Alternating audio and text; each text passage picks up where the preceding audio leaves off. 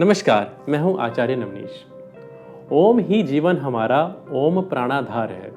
जी हाँ, पिछले एपिसोड में हमने समझा कि नाड़ी शोधन अभ्यास कैसे किया जाता है, क्या है ऑथेंटिक नाड़ी शोधन का अभ्यास और अनुलोम विलोम को ही नाड़ी शोधन का अभ्यास कहते हैं और नाड़ी शोधन अभ्यास में कितने चक्र होते हैं। पिछली बार हमने एक चक्र को पूरा किया जिसमें कि हमने इक्वल रेशो रखा था, जितनी बार श्वास लेने में समय लगे उतनी बार श्वास छोड़ने में समय होना चाहिए। आज हम नाड़ी शोधन के दूसरे स्टेप को सीखते हैं और उसके लिए ज़रूरी है ओम का उच्चारण या ओम का ध्यान। ओम का ध्यान क्यों? ओम एक कॉस्मिक मंत्र है, कॉस्मिक एनर्जी उसके साथ में जुड़ी है। ओम का प्रभाव कुछ इस प्रकार से होता है कि हमारे मूलाधार की एनर्जी को ऊपर तक शिफ्ट करता है, ऊपर तक ट्रांसफ़र करता है अलग अलग चैनल्स के माध्यम से।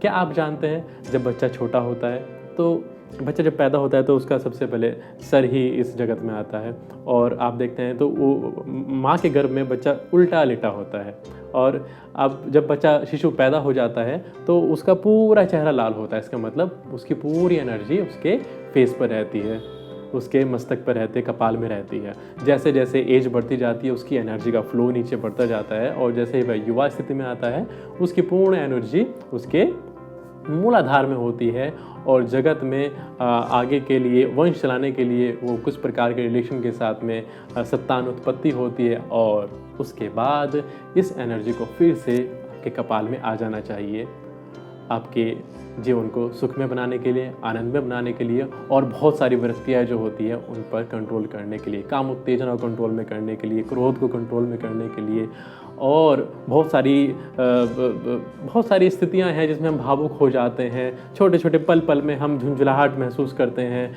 हम बिन समझे बिन कुछ ध्यान किए किसी को भी कुछ भी वक्तव्य बोल देते हैं। इन सब पर हमारा ध्यान होना चाहिए और उसके लिए हम करेंगे नाड़ी शोधन का दूसरा चरण। दूसरे चरण में हमने सीखना है कि हम श्वास को एक नासिका द्वार से लिया जाए, मतलब कि पूरक किया जाए, दूसरी ओर से छोड़ने से पहले हमने उसका करना है कुंभक। कुंभक मतलब कि श्वास को लेकर रोकना अंतः कुंभक कहलाता है और श्वास को छोड़कर रोकना बाह्य कुंभक कहलाता है। और आज हम जिस चरण की बात कर रहे हैं वह दूसरा चरण है और दूसरे चरण में हमने अंतः कुंभक का यूज़ करना है। कैसे किया जाए इसको हम थोड़ा देखेंगे। हमने लेफ्ट हैंड से ध्यान मुद्रा में बैठना है, मतलब कि फर्स्ट फिंगर और थंब इन दोनों के पोरों को मिलाना और अदर 3 फिंगर्स हमारे स्ट्रेट होनी चाहिए। दूसरे हाथ में थंब और रिंग फिंगर का यूज़ करना है, अदर 3 फिंगर्स आपकी लॉक होनी चाहिए। हम इन दोनों का यूज़ कर रहे हैं। पिछले सीरीज़ में हमने अच्छे से जाना था कि हम राइट हैंड के थंब का ही यूज़ क्यों करते हैं। अब हमने क्या करना है, हमने श्वास भरनी है राइट साइड से, श्वास छोड़नी है लेफ्ट साइड से और इसके बीच में एक कार्य करना है। हमने राइट नोस्ट्रल से श्वास लें, दोनों नोस्ट्रल को लॉक कीजिए और यथासंभव रोकने की कोशिश कीजिए श्वास को। जब लगे श्वास और ज्यादा ना रुक पाए तो आपने दूसरे नोस्ट्रल से धीरे धीरे छोड़ दें। फिर से लेफ्ट नोस्ट्रल से श्वास ली जाए, पूरक किया जाए, दोनों नोस्ट्रल को लॉक किया जाए, श्वास को रोका जाए और राइट से रेचक किया जाए, एक्सेल किया जाए। यह है दूसरे स्टेप का पहला चक्र है, मतलब कि श्वास को लेना, श्वास को रोकना और श्वास को छोड़ना। इसमें हम बंदों का यूज़ भी करेंगे, लेकिन सबसे पहले हम चक्रों को समझ लीजिए। कुंभक को हमने समझा। कुंभक क्या होता है? कुंभक 2 प्रकार के होते हैं। पहले तो श्वास को भरा जाए और भरकर श्वास को अंदर ही रोका जाए अपने लंग्स में और डायफ्राम में, उसको हम कहते हैं अंतः कुंभक। जब हम श्वास को बाहर छोड़ देते हैं और श्वास को बाहर छोड़कर श्वास को रोके रखते हैं, इसको हम कहते हैं बाह्य कुंभक। और दूसरे चरण में हमने यूज़ करना है श्वास लिया और श्वास को रोका, कितना देर रोकना है, कितना देर श्वास को छोड़ना है, इस पर हम बात करते हैं। दूसरे चरण में हमने जो रेशो लेना है, जो अनुपात लेना है, वह है 1:4:2। मतलब 1 सेकंड में श्वास को लिया गया, 1 अनुपात में, 4 सेकंड्स में रोका गया 4 अनुपात रोकने में लगाइए, और 2 सेकंड में छोड़ा गया मतलब 2 अनुपात छोड़ने में लगाएं।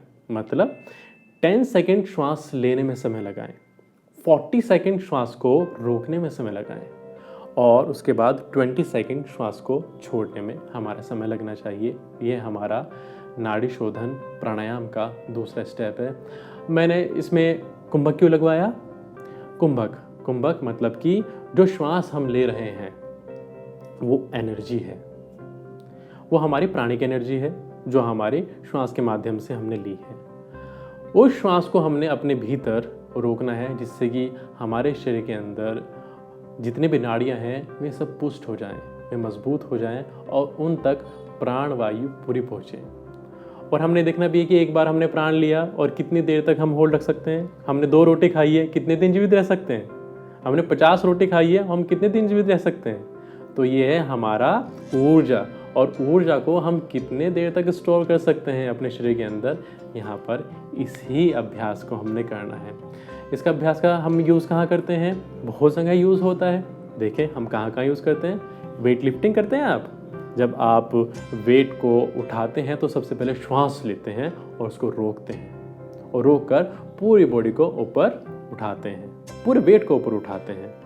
जब वेट उठाते हैं तो हमारी श्वास रुकी रहती है। इसका मतलब किसी भी वेट को उठाने में हमारे कुंभक का सबसे बड़ा योगदान है। इस स्थिति में हमने यहाँ पर प्राणवायु का बाह्य रूप से हमने समझा कि हमने यूज़ करना है। आंतरिक रूप से कुंभक हमारा क्या काम करता है? 72,000 नाड़ियाँ हैं। 72,000 नाड़ियों में कुछ नाड़ियाँ हमारे अत्याधुनिक जीवन में पॉल्यूशन के कारण या फिर गलत दिनचर्या के कारण, गलत खान पीन के कारण, अत्यधिक वसा या फिर आर्टिफिशियल वसा लेने के कारण ब्लॉक हो जाती है। उन नाड़ियों को ओपन करने का काम हमारा कुंभक करता है। तो दूसरे चक्र में हमने बहुत सारे बेनिफिट्स लिए। एक तो हमारे साइनस जो रोगी हैं जिनको ब्रोंकाइटिस है उनके लिए बहुत सहायक है ये कुंभक का अभ्यास। जब ये कुंभक का अभ्यास करते हैं तो हमारा जो विंड पाइप है, जो वात नलिका है, तो उसकी स्वेलिंग्स कम होती है और उसके साथ साथ उसका जो एरिया है वो वाइड होता है, वो कॉन्ट्रैक्ट नहीं होती है। साथ के साथ हमारी नाड़ियाँ शुद्ध होती हैं।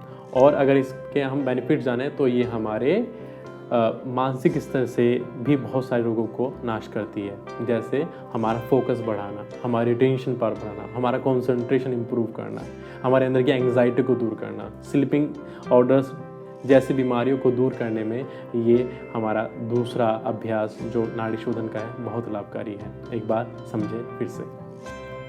हमने लेफ्ट हैंड से ध्यान मुद्रा लगाई, हमने राइट हैंड से हमने थंब और रिंग फिंगर का यूज़ किया, और हमने यूज़ किया राइट नोस्ट्रल का।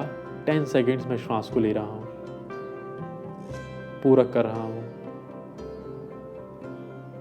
10 सेकेंड्स लेने के बाद मैंने दोनों नोस्ट्रल को लॉक किया और 40 सेकेंड्स रोका।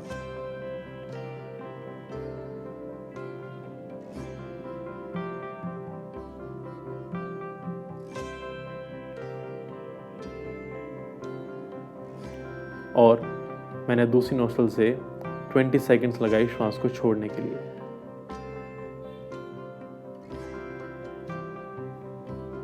मैं फिर से श्वास लूंगा 10 सेकेंड्स में, लेफ्ट नोस्ट्रल से मैं पूरक करूंगा। मैं 40 सेकेंड्स रोकूंगा श्वास को, दोनों नोस्ट्रल को लॉक किया है, कुंभक कर रहा हूं मैं अंत है। और दूसरी नोस्ट्रल से मैं एक्सेल करूंगा, रेचक करूंगा। मेरा एक चक्र पूर्ण होता है। इसी प्रकार से मैंने 16 चक्र लेने हैं। ओम की महत्ता से तो सभी अवगत हैं, और जब हम नाड़ी शोधन का अभ्यास कर रहे हैं और मैंने आपको रेशो भी बताया कि 1:4:2 का ये हमारा रेशो होना चाहिए। और जब इसमें आप श्वास लेते हैं और छोड़ते हैं तो आप घड़ी लेकर तो नहीं बैठते हैं, आप सेकंड्स तो काउंट नहीं करते हैं। तो आप क्या करें, आप सरल तरीका और बेनिफिट्स कमाने का आप ओम का उच्चारण करें। आपने एक रेशो में ओम का उच्चारण किया कि आप 2 ओमकार उच्चारण कर सकते हो श्वास लेने में, तो आप उसके 4 गुना रोको और उसके 2 गुना आप छोड़ने में लगाइए। ठीक है, जैसे कि एक उच्चारण आप श्वास लेने में लगाते हो तो 4 उच्चारण आपको श्वास को रोकना है, और ऐसे ही 2 चरण आपको छोड़ने में लगाना है। तो ऐसे में आप ओम से जुड़ेंगे, आपके साथ में पॉजिटिव एनर्जी होगी, आपका ध्यान सेकंड से अलग चला जाएगा क्योंकि आप अंतर ही अंतर अंतः मन में ध्यान कर पाएंगे। और ओम का चैंटिंग्स के बेनिफिट्स तो बहुत ज़्यादा हैं। अगर आप देखें तो इसके कुछ प्रैक्टिकल्स रिजल्ट आए हैं कि ब्रेन ट्यूमर और कैंसर जैसे रोगों में भी ओमकार ध्वनि के साथ अगर नाड़ी शोधन का प्राणायाम करें तो बहुत अच्छे रिजल्ट्स आते हैं। आज के एपिसोड में हमने दूसरे स्टेप को सीखा नाड़ी शोधन में, हमने कैसे कैसे लाभ लेना है। हमने कुंभक को सीखा, कुंभक क्या होता है, कितने प्रकार के कुंभक होते हैं, और अगली सीरीज़ में हम जानेंगे कि नाड़ी शोधन का तीसरा अभ्यास क्या होता है। तब तक के लिए अभ्यास कीजिए, इसका पूर्ण लाभ उठाएं। मुझे दीजिए इजाज़त। नमस्कार।